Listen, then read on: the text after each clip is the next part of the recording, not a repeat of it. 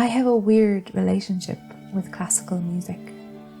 Whenever I hear it, I often find myself close to tears. Emotions come to the surface, provoked by the sweet silk of the violin and the staccato of the cello.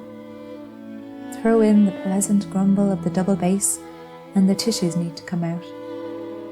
Perhaps it is because I learned to play the piano at age 10 and spent 7 years trying and often failing to master the instrument. Or perhaps it's because I experienced synesthesia, a neurological phenomenon where all the brain receptors go a bit haywire, resulting in the jumbling of 2 or more senses with interesting results. Put simply, I can see music. Not just classical, but all forms of music and sound. They present themselves to me as a series of watery shapes and colours that drift and move within my mind's eye, completely involuntary whenever I hear them. I have been like this forever, and while it is bizarre, I would not change it for the world. The Beethoven piece Opus 18 No. 5 is a joy for me to listen to. Starting smooth and slow, the fluidity of the violin dashes across in swathes of burnt orange and dark brown. The tone seems a little sad, but nothing dour. With synesthesia, I do not choose the colours.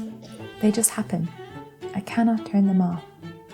I think this is partly why I love music so much, as it is not purely a listening experience for me, but also a visual one. Beethoven is one of my favourite composers. You can blame 6 months spent learning the Für Elise for that. I think his music provides just the right mix of hope and solemnity. There are peaks and troughs, cadences and crescendos. Through the lyrical performance of the ConTempo Quartet, Beethoven's music is beautifully brought to life.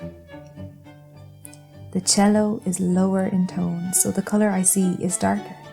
That's just how it is.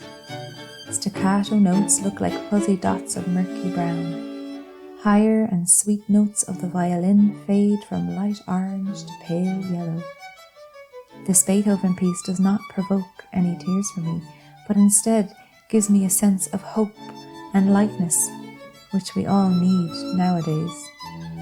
I feel as though I am away in another place, escaping my dull environs.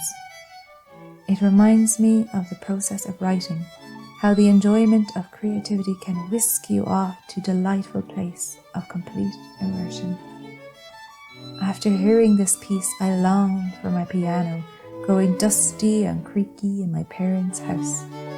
I have not played it for months, maybe even close to a year, but hearing all this musical beauty makes me want to return to it. Classical music will forever confound me, but in the best way possible. It never fails to move me, to make me feel, and to reignite something that will always lie dormant within me.